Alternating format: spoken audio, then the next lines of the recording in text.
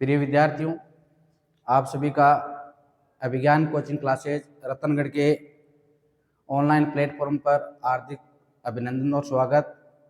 हम आशा करते हैं कि आपने दीपावली का पर्व हर्षोल्लास के साथ मनाया होगा और एक नई ऊर्जा का आपके जीवन में संचार हुआ होगा।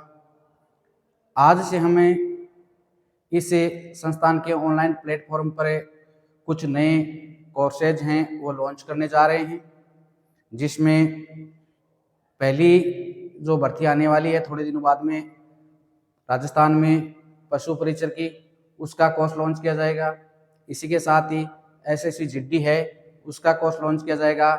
और राजस्थान में अध्यापक के लिए होने वाली प्रतियोगी परीक्षाएं हैं, जैसे रीट है, RPSC first grade, second grade आदि की हिंदी विषय की विशेष तैयारी आपको इसे ऑनलाइन प्लेटफॉर्म पर करवाई जाएगी। मैं आपको बता दूं कि अभिज्ञान कोचिंग क्लासेज रतनगढ़ का खुद का यूट्यूब चैनल है और जिन्होंने अपने मोबाइल ऐप पर भी अपने कोर्स शीघ्र ही लॉन्च करने जा रहे हैं। हमारा जो मोबाइल ऐप है उसका लिंक वीडियो के डिस्क्रिप्शन में आपको मिल जाएगा, वहाँ से आप ऐप को लॉगिन करें और हमारी संस्था से जुड़ें। आज हमें शुरू करने जा रहे हैं हिंदी साहित्य इतिहास से संबंधित एक नया प्रकरण। और हमारा जो प्रकरण है वो है हिंदी साहित्य का इतिहास, लेखन, पद्धतियां एवं परंपरा। कि हिंदी साहित्य का इतिहास किन पद्धतियों में लिखा गया और इतिहास लेखन की क्या परंपराएं रही, शुरू से लेकर अब तक के कौन कौन से इतिहास ग्रंथ है वो हिंदी साहित्य के लिखे गए और उन ग्रंथों की क्या मूल विशेषताएं हैं, उनसे संबंधित जो भी प्रतियोगी परीक्षाओं में प्रश्न पूछे जाते हैं उन सभी पर हम विचार विमर्श करेंगे। तो आज से हम हमारा पहला प्रकरण और जिसका पहला भाग हिंदी साहित्य इतिहास लेखन पद्धतियां एवं परंपरा का अध्ययन करना प्रारंभ कर रहे हैं। तो शुरू करते हैं आज की क्लास और बढ़ते हैं आगे की ओर।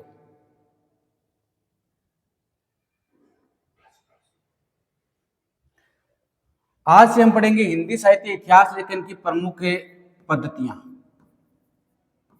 हिंदी साहित्य इतिहास लेखन की प्रमुख पद्धतियां या प्रणालियां।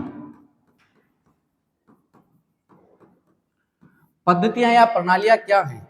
पद्धतियां प्रणालियां वो तरीके हैं, वो हम कह सकते हैं कि एक ऐसा सिस्टम है जिसका प्रयोग करके विभिन्न इतिहासकारों द्वारा हिंदी साहित्य के इतिहास ग्रंथ लिखे गए हैं। तो हिंदी साहित्य इतिहास लेखन की जो प्रमुख पद्धतियां और प्रणालियां हैं उनके बारे में हम पढ़ने जा रहे हैं और इनका जो वर्गीकरण है वो इस प्रकार से है। जो प्रमुख पद्धतियां इतिहास लेखन में प्रयुक्त हो रही हैं या अब तक जिन पद्धतियों का प्रयोग किया गया है वो पद्धतियां कौन कौन सी हैं, तो चलते हैं, करते हैं शुरू। और पहली पद्धति है हिंदी साहित्य के इतिहास लेखन की वर्णानुक्रम पद्धति। वर्णानुक्रम पद्धति। दूसरी पद्धति है वो है कालानुक्रम पद्धति। कालानुक्रम पद्धति। तीसरी पद्धति जिसका प्रयोग किया गया है वो है वैज्ञानिक पद्धति।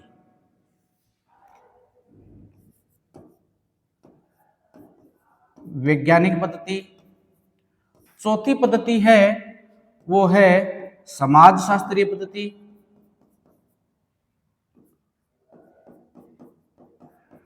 समाजशास्त्रीय पद्धति।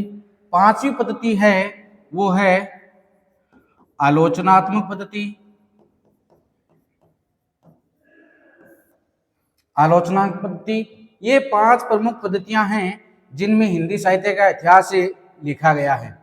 तो पहली है वर्णानुक्रम, दूसरी है कालानुक्रम, तीसरी है वैज्ञानिक पद्धति, चौथी है समाजशास्त्रीय पद्धति, पांचवी है आलोचनात्मक पद्धति। एक प्रमुख पद्धति और है, 6 नंबर पर जो पद्धति है वो आज तक के हिंदी साहित्य इतिहास की सबसे महत्वपूर्ण पद्धति मानी गई है और वो है विधेयवादी पद्धति। विधेयवादी पद्धति। तो इन 6 प्रमुख पद्धतियों का प्रयोग करके हिंदी साहित्य के इतिहासकारों ने हिंदी साहित्य के इतिहास ग्रंथ लिखे हैं। तो आज से हमें शुरू करने जा रहे हैं हिंदी साहित्य इतिहास लेखन की प्रमुख प्रणालियां या पद्धतियां, और उनमें से पहली पद्धति है वर्णानुक्रम पद्धति। उसके बारे में अध्ययन करेंगे। वर्णानुक्रम पद्धति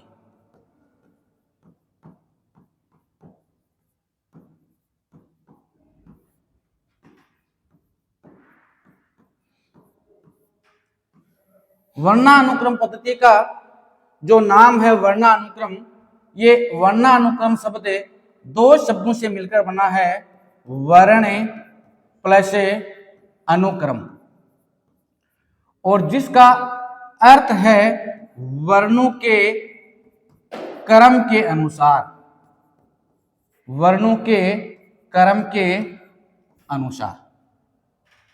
यानी वह पद्धति, अगर हम बात करें परिभाषा की कि वर्णानुक्रम पद्धति किसे कहते हैं, तो वह पद्धति जिसमें हिंदी साहित्य के इतिहासकारों द्वारा हिंदी के कवियों का जो जीवन परिचय है वो वर्णों के क्रम के अनुसार किया है, वो पद्धति कहलाती है वर्णानुक्रम पद्धति। तो हम देखते हैं इसकी परिभाषा। वह पद्धति जिसमें इतिहासकार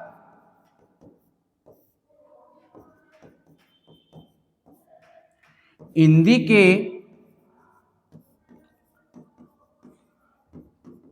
कवियों का जीवन परिचय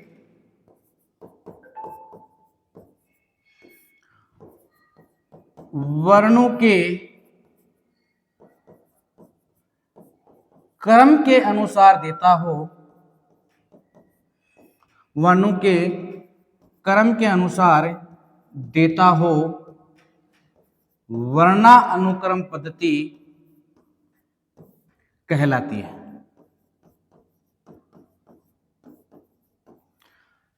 क्या पढ़ा हमने कि वह पद्धति जिसमें इतिहासकार हिंदी कवियों का जीवन परिचय वर्णों के क्रम के अनुसार देता हो, वर्णानुक्रम पद्धति कहलाती है।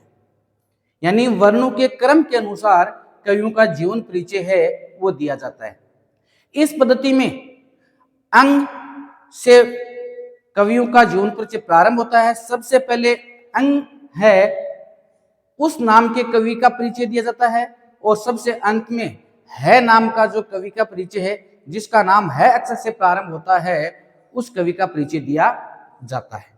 अब बात करें हमें कि इस पद्धति का हिंदी में किन इतिहासकारों ने इसका प्रयोग किया, यानी हिंदी के किन किन इतिहासकारों द्वारा इस पद्धति का प्रयोग किया गया इतिहास लेखन में।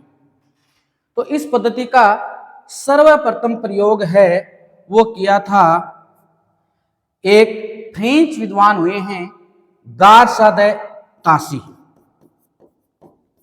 गारसा दे तासी जिन्होंने हिंदी साहित्य के इतिहास लेखन की परंपरा को प्रारंभ किया और अपना एक इतिहास ग्रंथ लिखा जिसका नाम है इस्तवार दे ला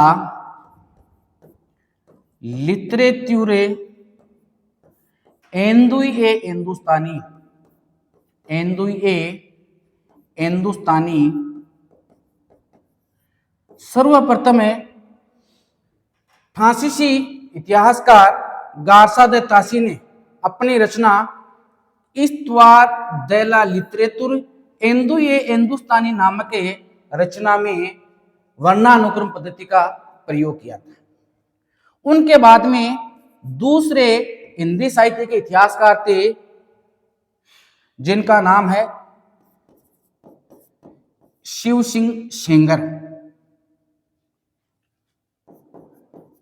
शिव सिंह सेंगर, शिव सिंह सेंगर ने अपनी रचना शिव सिंह सरोज में भी इसी पद्धति का प्रयोग किया और हिंदी साहित्य के इतिहासकारों का जीवन परिचय वर्णों के क्रम के अनुसार दिया गया।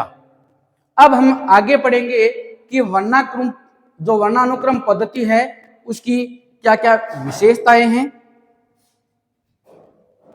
विशेषताएं यानी हम बात करेंगे कि जो वर्णानुक्रम पद्धति है वो किन किन गुणों को धारण करती है या कौन कौन से इसमें दोष हैं, क्या कमियां हैं। विशेषताओं के अंतर्गत अगर हम पढ़े हैं तो सबसे पहले है यह सबसे प्राचीन पद्धति है, यानी हिंदी साहित्य की इतिहास लेखन की सबसे प्राचीन पद्धति है, नंबर 1। नंबर 2, यह मनोवैज्ञानिक पद्धति है, यानी हम कह सकते हैं कि इससे पद्धति में मनोवैज्ञानिक आधार पर तथ्यों का निरूपण नहीं किया जाता है, तो ये मनोवैज्ञानिक पद्धति है। नंबर 3, यह अवैज्ञानिक पद्धति है।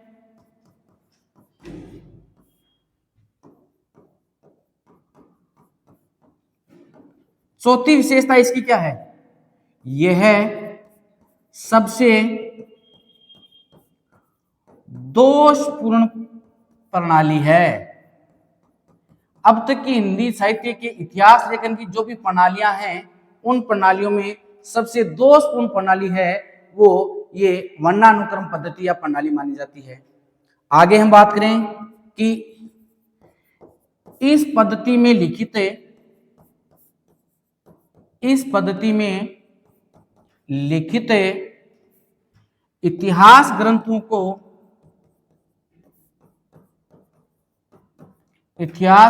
को साहित्य इतिहास कोश कहा जा सकता है। साहित्य इतिहास कोश कहा जा सकता है, यानी इस पद्धति में